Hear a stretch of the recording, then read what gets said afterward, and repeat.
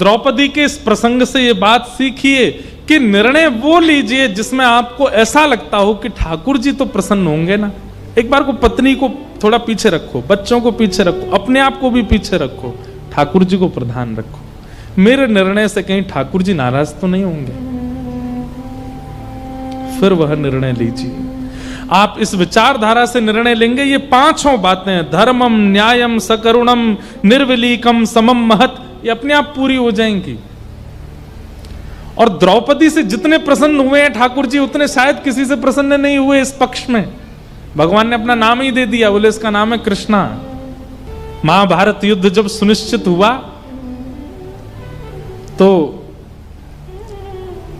भगवान ने तो कह दिया था कि मैं शस्त्र अस्त्र नहीं उठाऊंगा, और जब भगवान ने यह कहा कि मैं अस्त्र शस्त्र नहीं उठाऊंगा तो दुर्योधन बोला एक काम करिए, फिर आप कौरव पक्ष में, महाराज जी वैसे हम तो बहुत बलवान हैं, आप एक काम करो, आप पांडवों के पक्ष में चले जाओ।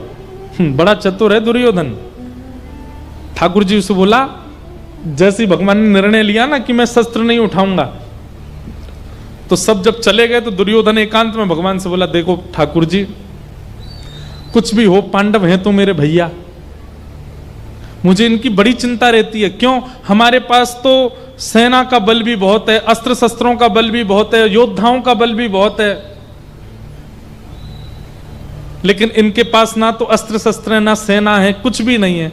इसलिए मेरी तो ऐसी मान्यता है कि आप इनके पक्ष में ही रहो, कम से कम आप इनके संग रहेंगे तो मुझे ये सांत्वना रहेगी, चलो कोई तो एक बड़ा है इनके पास। भगवान बोले सब समझ रहा हूं मैं तेरी बात। और दुर्योधन भगवान की सेना लेकर के आ गया। भीष्म पितामह बैठे थे। भीष्म पितामह ने जैसे दुर्योधन को देखा तो दुर्योधन से बोले, ए दुर्योधन, तुम द्वारिका गए थे भगवान को लाने के लिए, क्यों नहीं लाए? बोले अरे क्या लाता? वो बोले कि मैं अस्त्र शस्त्र नहीं उठाऊंगा, और जो अस्त्र शस्त्र ही नहीं उठाएगा उसको लाने से क्या फायदा, मैं तो उनकी सेना लेके आ गया। मैंने कि और हंस के बोला, मैंने तो उनको जाके बोल दिया कि तुम पांडवों की तरफ ही चले जाओ, उनका क्या काम था यहां पे। भीष्म पितामह बोले, अरे मूर्ख, कितना गलत काम करके आया, तुझे क्या पता, वो कृष्ण हैं, कंस को मारने के लिए भी शस्त्र की आवश्यकता नहीं पड़ी थी उनको। मैं अपनी भाषा में कहूं तो क्वांटिटी और क्वालिटी, व्यापारी जितने बैठे हैं ध्यान से सुनना, क्वांटिटी और क्वालिटी। हमारा रुझान ज्यादातर किस तरफ होता है? क्वांटिटी की तरफ, संख्या अधिक होनी चाहिए सामग्री की, क्वालिटी पर ध्यान नहीं देते। भीष्म पितामह बोले तू क्वांटिटी तो ले आया, क्वालिटी तो वहीं दे आया, छोड़े आया श्री कृष्ण को। लेकिन भीष्म पितामह ने भी उस दिन प्रतिज्ञा ली, वासुदेव कर चक्र न धरहि तो तुमको मुख न दिखाऊं, लाजत है मेरी गंगा जननी में शंतनु सुत न कहाऊं। यदि महाभारत युद्ध के बीच में वासुदेव श्री कृष्ण ने शस्त्र नहीं उठाया तो मैं गंगा का बेटा नहीं, मैं शांतनु का पुत्र नहीं। प्रतिज्ञा लेता हूं कि ऐसा युद्ध करूंगा कि कृष्ण को शस्त्र उठाना पड़ेगा। जब ये युद्ध में निर्णय ले लिया भीष्म पितामह ने, और युद्ध 10 दिन का हो गया, बहुत ध्यान से सुनना, बड़ी मधुर कथा। और 10 दिन के युद्ध में जब आंकड़े देखे गए तो पांडवों की सेना का तो कुछ ही सैन्य बल खत्म हुआ, लेकिन कौरवों की सेना तो आधी हो गई 10 दिन में। और तब दुर्योधन अपनी भौहें चढ़ा करके भीष्म पितामह के पास जाता है और कहता है, आप जैसे बड़े बुजुर्ग हमारे ऊपर बैठे हैं फिर भी हम हार रहे हैं, कहीं ऐसा तो नहीं खाते हमारा अन्न है, भला चाहते हैं पांडवों का।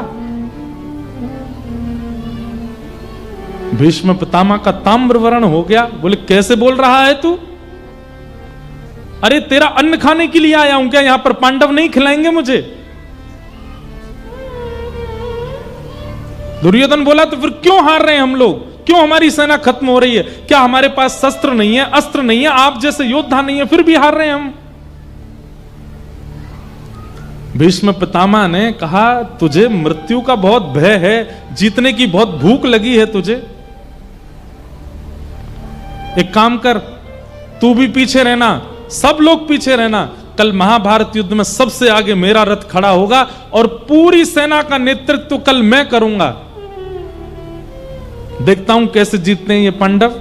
और सुन, एक बात और सुन। बोले क्या? आज अर्धरात्रि में मैं जब संध्या कर रहा हूंगा तब अपनी पत्नी भानुमति को भेजना मेरे पास और उससे कहना चुपचाप आए, किसी को लेके ना आए, अकेली अर्धरात्रि में आए और जैसी मैं संध्या करके निवृत्त हूं मेरे नेत्र खुलने से पहले वो सामने हो और मैं उठते ही अपनी संपूर्ण जीवन की संध्या का बल उसको अखंड सौभाग्यवती का आशीर्वाद दे दूंगा। नहीं मरेगा तू, बाण भी लगेंगे तो भी नहीं मरेगा, सुदर्शन चक्र भी अगर तेरा सर धड़ से अलग करना होगा, भीष्म पितामह के आशीष में इतना बल है, नहीं मरेगा तू। तेरी पत्नी को अखंड सौभाग्यवती का आशीर्वाद दे दूंगा मैं, जा। दुर्योधन बोला आप तो बुरा मान गए, मैं तो बस कह रहा था कि आप ठंडे मत पड़ो, थोड़े गर्म रहो। चर्चा जो चल रही थी दुर्योधन और भीष्म पितामह के बीच में, पर कान खड़े हो गए भगवान कृष्ण के। बोले अच्छा, आज रात में भानुमति को आशीर्वाद मिलने वाला है। ठाकुर जी भी जानते हैं कि भीष्म पितामह के आशीष के आगे मैं पांडवों के संग खड़े होकर भी नहीं जिता पाऊंगा इनको। अगर पितामह भीष्म ने आज भानुमति को अखंड सौभाग्यवती का आशीर्वाद दिया तो। अर्धरात्रि का समय, ठाकुर जी ने अपने बड़े बड़े काजल लगाए आंखों में, कानों में बड़े बड़े कुंडल पहन लिए, सिर पर स्वाफा बांधा, ऊंची ऊंची धोती पहनी और पुरानी सी उधरी हुई सी बगलबंदी पहनी और हाल में लालटेन लेकर के एक स्वाफा सा डाल के बिल्कुल ग्वारियां जैसा भेष बना लिया ठाकुर जी ने। और अर्धरात्रि में गए द्रौपदी के पास। सो रही थी द्रौपदी, उसके सोते हुए के पैर के अंगूठे को खींचा भगवान ने, उठ के खड़ी हो गई। कौन है? ए मैं हूं, चिल्ला मत इधर आ। द्रौपदी से प्रेम देखो ठाकुर जी का। भैया आप इतनी रात को क्यों आए? बोले क्योंकि तू सोती रहेगी तो तेरा भाग्य भी सोता रहेगा, जल्दी चल मेरे साथ। और सोती हुई द्रौपदी को ही उठा लिया, उसने वस्त्र आदि अपने ठीक किए, ठाकुर जी लेकर के उसको, दोनों बहन भैया रात में दौड़ रहे हैं भीष्म पितामह के शिविर की ओर, तेजी से ठाकुर जी चला रहे हैं। द्रौपदी दौड़ नहीं पा रही थी, उसने पैरों में एक जूती सी पहनी हुई थी। ठाकुर जी बोले क्या धीमे धीमे क्यों चल रही है? बोले अरे कन्हैया चलो ना जा रो, देख मेरे पामन में मैंने जूती पहनी। ठाकुर जी बोले रुक, पाम उठा और उसकी दोनों जूतियां ठाकुर जी ने अपने हाथ से उतारी और अपने ऐसे बाम में दबा लिए। बोले अब ठीक है, चल हाथ पकड़ जल्दी दौड़, और लेकर के उसको दौड़ रहे। द्रौपदी की जूतियां दबा करके दौड़ रहे और समझाते जा रहे हैं। सुन, सब लोग ध्यान से सुनना। पितामह भीष्म के पास जा रहे हैं हम, घूंघट कर लियो, मुख मत दिखाइयो अपनो और चुपचाप भीतर जाइयो। भीतर जाके पितामह भीष्म के चरणन में प्रणाम करके आशीर्वाद लेके चुप बाहर आ जाइयो। बोले दिन में भी तो जा सकते थे आशीर्वाद लेने, रात में क्यों जाना है? बोले सब बातें अभी नहीं बताऊंगा, बाद में बता दूंगा, बस जितना कह रहा हूं उतना करियो। और कहीं वो पूछें कि अकेली आई हो तो बस इतना कह दियो अकेली नहीं आई, हमारी गौशाला का ग्वारिया साथ में आया है, वो मुझे राखी बंधवाता है, मेरा भैया, ऐसा ऐसा करके कुछ कह दियो, नौकर आया हमारा। और तुरंत बस इस बात का ध्यान रखियो, आशीर्वाद लेती भगियो वहां से। द्रौपदी बोली ठीक है। ठाकुर जी तो बाहर ही रुक गए, द्रौपदी को भेजा जाओ भीतर। भानुमति आवे उससे पहले द्रौपदी पहुंच गई और घूंघट करके भीष्म पितामह के सामने जाकर के बैठ गई। भीष्म पितामह संध्या वंदन कर रहे थे और संध्या पूर्ण करके एक संत कह रहे थे कि भानुमति भी आ गई थी। भानुमति घुसने वाली थी, ठाकुर जी दौड़े दौड़े वहां के पास गए। बोले अरे आप यहां क्या कर रही हो? बोले मैं ठाकुर जी ने रूप बदल रखा था, पहचान में आ नहीं रहे थे। बोले मैं तो आपको ही ढूंढ रहा हूं इतनी देर से। बोले क्या हुआ? बोले दुर्योधन को हृदय में पीड़ा हो रही है, बहुत जोर से आपका नाम बोल रहा है, जल्दी जाओ उसके पास। भानुमति बोली अब भाई जिसके सौभाग्य का आशीर्वाद लेने आए उसी को ही अटैक पड़ रहा है तो चलो। दौड़ करके भानुमति गई दुर्योधन के पास, और वहां दुर्योधन चुपचाप बैठा था, शांत। भानुमति जैसे ही पहुंची, पतिदेव स्वामी क्या हुआ? बोले क्या हुआ? तो लिया ही आशीर्वाद, भीष्म पितामह मिल लिए? वो नहीं, मुझे तो एक ग्वारिया मिला, वो बोला कि तुम्हारे हृदय में दर्द हो रहा है, मैं तो दौड़ी। अरे तूने क्या किया? जल्दी जा दौड़ के।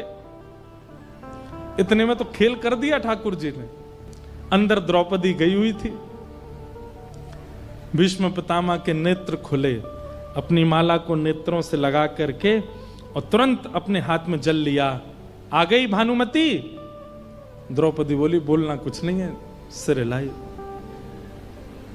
भीष्म पितामह गए और अपने हाथ में जल लेकर के अपने संपूर्ण जीवन में मैंने अखंड ब्रह्मचर्य का पालन किया, मैंने ये नित्य कर्म किए, मैंने ये पूजा की, मैंने गायत्री की उपासना की। हे विधाता, संपूर्ण बल अखंड सौभाग्यवती का मैं आशीर्वाद देता हूं। और जल छोड़ करके और दोनों हाथों से अखंड सौभाग्यवती भव, द्रौपदी को आशीष दे दिया। तेरा सुहाग अखंड हो जाए, कोई नहीं मार सकता उसको। जैसे ही द्रौपदी ने सोचा अखंड सौभाग्यवती भव, और आज युद्ध में यही बाण लेके भाग रहे थे अर्जुन के पीछे, तो द्रौपदी ने सोचा ये आशीर्वाद देके कल कहीं मुकर ना जाएं, इनको जिम्मेवारी इनकी याद दिला दूं। तुरंत द्रौपदी ने अपना घूंघट ऊपर किया और बोली याद रहे, पांचों में से एक का भी बाल बांका नहीं होना चाहिए। और पितामह, अब संपूर्ण महाभारत युद्ध में आपकी जिम्मेवारी है, युद्ध के अंतिम दिन मेरे सुहागों को आप लेके आओगे मेरे पास। आपने आशीष दिया। भीष्म पितामह घबरा गए। द्रौपदी, मैंने तो भानुमति को बुलाया था, तू कहां से आ गई यहां पे? द्रौपदी ने तुरंत घूंघट किया, दौड़ने लगी। रुक जा, वहीं पर खड़ी हो। भगवान ने मना किया तब बोलना नहीं, लेकिन मानी नहीं। अब तो रुक गई द्रौपदी। भीष्म पितामह गए, इतनी रात को तू क्यों आई यहां पर? तुझे कैसे पता कि मैं आशीष देने वाला हूं? द्रौपदी थोड़ी सी सहम गई और बोली मैं आपकी पुत्रवधू नहीं हूं, मुझे आपके आशीर्वाद का अधिकार नहीं। भीष्म पिता बोले नहीं नहीं, मैं ऐसा नहीं कह रहा हूं, तू भी आशीर्वाद की अधिकारिणी है, लेकिन अब क्या करें, अब देना भानुमति को था पर द्रौपदी को मिल गया। यहां तो पूरा पासा ही पलट गया, पूरा पक्ष पांडवों के पक्ष में चला गया। ये तो पूरा युद्ध पांडव जीत गए। अब भीष्म पितामह थोड़े भावुक हो गए, बोले अब मैं कुछ नहीं कर सकता, अब तो विजय पांडवों की निश्चित है। कोई बात नहीं बेटा, तू सौभाग्यवती रहे, तू सदा प्रसन्न रहे, तू सदा आनंद में रहे, और अब तेरे पांडव विजयी होंगे। द्रौपदी बोले ठीक है मैं जाती हूं। थोड़ी देर में भीष्म पितामह का थोड़ा, बोले पांडवों की जीत होना, अर्धरात्रि में भानुमति का द्रौपदी में परिवर्तित हो जाना, ये कोई संयोग से कम तो नहीं है। ए द्रौपदी रुक रुक रुक रुक, अकेली आई है तू? द्रौपदी बोली हाँ अकेली आई हूं। नहीं अकेली तो नहीं हूं, पर साथ में कोई ऐसा नहीं है, वैसे तो है पर है नहीं। क्या बोल रही है, स्पष्ट बता, कौन आया साथ में? गोपाल भैया। कौन गोपाल भैया? बोले ग्वारिया है, हमारे यहां दूध काटता है, मुझसे राखी बंधवाई उसने। भीष्म पितामह बोले जरा चलियो, मैं भी तो देखूं तेरा गोपाल भैया कैसा। द्रौपदी बोली आप इतने महान योद्धा छोटे से ग्वारिया से मिलेंगे, अच्छा लगता, आप विराज में। बोले नहीं नहीं, ऐसे योद्धाओं की तो हमको जरूरत है, चल तो सही बाहर। दूर ठाकुर जी पहरेदारी कर रहे थे कि कहीं भानुमति नहीं आ जाए, और यहां चिंता कर रहे थे कि द्रौपदी इतनी देर क्यों लगा रही है। इतने में ही शिविर से बाहर आकर के अर्धरात्रि का समय, और भीष्म पितामह ने शेर की तरह गर्जना करके कहा कहां है गोपाल भैया? ठाकुर जी ने जैसे ही भीष्म पितामह की आवाज सुनी, 2 पटक तो वहीं लगी ठाकुर जी को। बोले सब काम खराब कर आई, बार बार कहा था बोलना नहीं भीतर जाके, और सब खत्म कर आई होगी। ठाकुर जी धीरे धीरे आए। जी हुजूर हम हैं। बोले इधर आओ। ठाकुर जी गए, हुलिया बदल के आए थे, लालटेन थोड़ी तेज करी भीष्म पितामह ने, मुखमंडल थोड़ी पकड़ी ठाकुर जी की, नेक ऊपर करना मुख, नेक आंखें खोल के देखो, ये आंखें क्यों बंद कर रखी हैं तुमने? बोले बंद नहीं, काजल ज्यादा लग गया है। बोले खोलो इसको ढंग से। जैसे ही पगड़ी उतारी, वो घुंघराले केशों का जो यहां चुटीला बनाया था खुल गया, और मोर पिछ जो छुपाया था भीतर वो प्रकट हो गया। ठाकुर जी की मधुर छवि भीष्म पितामह के सामने प्रकट हो गई। आकाश में जो चंद्रमा बादलों में ढका हुआ था, स्वयं को रोक नहीं पाया। श्याम सुंदर की ऐसी मधुर झांकी प्रकट हुई और मैं ढका रहा हूं। प्रकाशित हो गया चंद्रमा, और खिलखिल करके हंस गए ठाकुर जी। जैसे कुछ गड़बड़ी करके बालक हंस जाते हैं, ऐसे ठाकुर जी हंस गए। पितामह भीष्म बोले मुझे पता थी तू ही होगा, ये और तो कोई कर नहीं सकता। छलिया कपटी, तेने भानुमति को द्रौपदी में बदल दिया, कौरवों को पांडवों में बदल दिया, सारा रुख ही बदल दिया महाभारत का। ठाकुर जी बोले हम जय जय हैं। कौन है? बोलो वृंदावन बिहारी लाल की जय। ठाकुर जी बोले हम जय जय हैं। लेकिन भीष्म पितामह ने अपनी आंखों का रंग बदला और द्रौपदी का हाथ पकड़ के बोले सुन द्रौपदी, आशीर्वाद तो मैंने दिया है अखंड सौभाग्यवती भव का, पर मैं जिम्मेवारी इसको देता हूं, ये 5 की रक्षा करे। अंतिम दिन मुझसे मत मांगना अपने 5 पतियों को, इससे मांगना, इसको सौगंध है इन 5 के। देखो भीष्म पितामह की बुद्धि, बोले 5 को जीवित रखने का आशीर्वाद मैंने दिया और जिम्मेवारी मैं देता हूं इसको, मेरी जिम्मेवारी नहीं है। मैं तो युद्ध करूंगा और कल से ये बचा के दिखाए उनको, इसकी जिम्मेवारी है। एक आशीर्वाद तुझे दिया, एक आशीर्वाद इसको दिया, अब जाओ, मेरे पास मत आना, अंतिम दिन इसके पास जाना। भगवान बोले शांति बैठी रहती, क्या कर दिया तेने? ये भीष्म पितामह ने आशीर्वाद नहीं दिया है, ये मेरी प्रतिज्ञा तोड़वाना चाहते हैं कि मैं शस्त्र उठाऊं, और इसीलिए इन्होंने मुझको जिम्मेवारी दे दी है। अब मुझे अपनी प्रतिज्ञा तोड़नी पड़ेगी। वही हुआ। अगले दिन जैसे युद्ध प्रारंभ हुआ, पितामह भीष्म ब्रह्म मुहूर्त में ही अपना रथ लेकर के रणभूमि में खड़े हो गए, प्रतीक्षा कर रहे हैं सूर्य उदय की। और आज जैसे सूर्य उदय हुआ, भीष्म पितामह ने एक ऐसा चक्रव्यूह बनाया था कि आज अर्जुन को कोई नहीं बचा सकता, और युद्ध प्रारंभ होते ही क्षण भर में उस चक्रव्यूह के अंदर अर्जुन आ गया, और पितामह भीष्म का बाण अर्जुन के ऊपर, कोई नहीं बचा पाएगा। भगवान ने चारों ओर दृष्टि घुमा करके देखा, आज तक तो बचा लिया था अर्जुन को, पर अब संभावना नहीं है।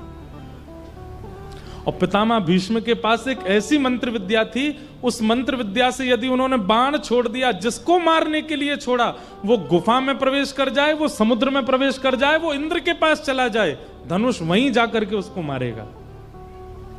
और उसी मंत्र का संधान करते हुए भीष्म पितामह ने अर्जुन को केंद्र में लिया, बोले भाग, जहां तक तेरी क्षमता हो भाग। उस समय भगवान कृष्ण के पहली बार पसीने आ गए मुखमंडल पर। एक तरफ मेरी प्रतिज्ञा और दूसरी तरफ अर्जुन, तीसरी तरफ द्रौपदी को वचन। क्या करूं? अर्जुन है मेरो प्राण, मैं हूं अर्जुन को प्राण, अर्जुन के जीवन को जीवन हमारो है। तब भगवान ने नेत्र बंद करके अपनी प्रतिज्ञा को तोड़ा। दूर पड़े हुए रथ के टूटे हुए चक्के को कूद करके ठाकुर जी ने दोनों हाथों में उठा लिया, और जिस प्रकार शेर झपटता है हाथी के ऊपर, दौड़े भगवान श्री कृष्ण रथांग पाणे बनकर के भीष्म पितामह को मारने के लिए। जैसे ही भगवान ने चक्र उठाया और दौड़े भीष्म पितामह की ओर, पृथ्वी कांपने लगी। भगवान श्री कृष्ण का अत्यंत प्रेममय स्वरूप नृसिंह रूप में परिवर्तित होने लगा। आकाश के बादल गर्जना करने लगे, बिजली कड़कने लगी, सूर्य चंद्र घबराने लगे। अब नूतन प्रलय हो जाएगा। ठाकुर जी ने अपनी प्रतिज्ञा तोड़ दी।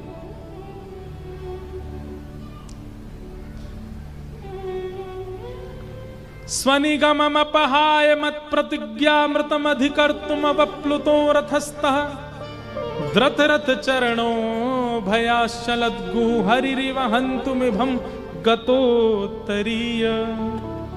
भगवान ने अपने उत्तरीय को, जो पटका पहनते हैं, उसको नीचे गेड़ दिया, और भगवान के पटके ने पृथ्वी को शांत किया।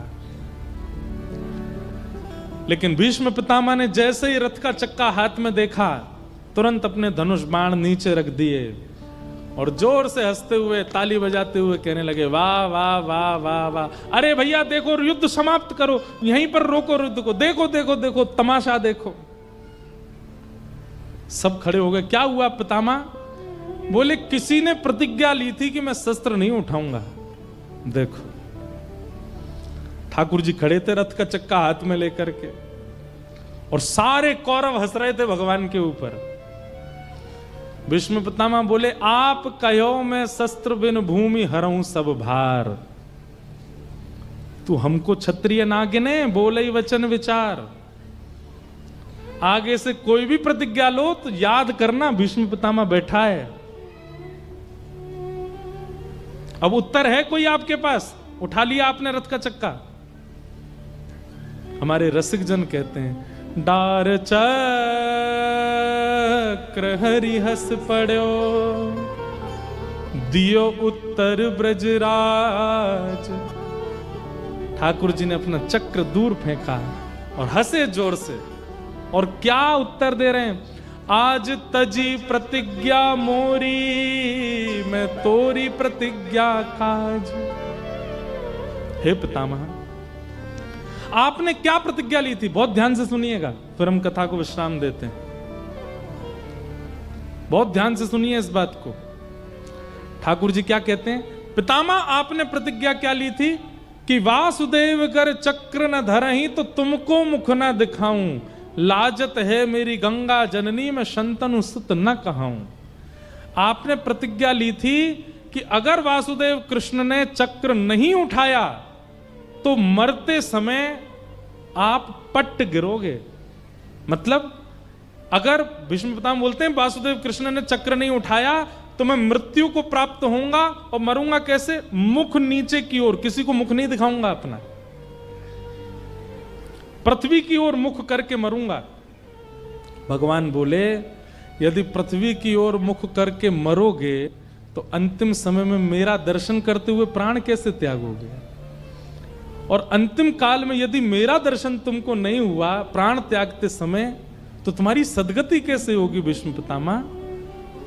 इसलिए तुम कहीं मुख नीचे करके ना मरना पड़े, मेरा दर्शन करते हुए तुम्हारी मृत्यु हो, उसके लिए तुम्हारी प्रतिज्ञा का पूरा होना जरूरी था। इसलिए मैंने अपनी प्रतिज्ञा को तोड़ दिया ताकि तुम स्तुति गा सके। मतलब ठाकुर जी की प्रतिज्ञा तोड़ने में भी भीष्म पितामह की भलाई है। ऐसा निर्णय कौन कर सकता है जैसे श्री कृष्ण है। ठाकुर जी अपनी प्रतिज्ञा पर अड़े रहते तो भीष्म स्तुति जो भागवत में गाई गई है ये होती ही नहीं। पितामह भीष्म स्तुति गा ही नहीं पाते, मुख नीचे करके कैसे स्तुति गाते।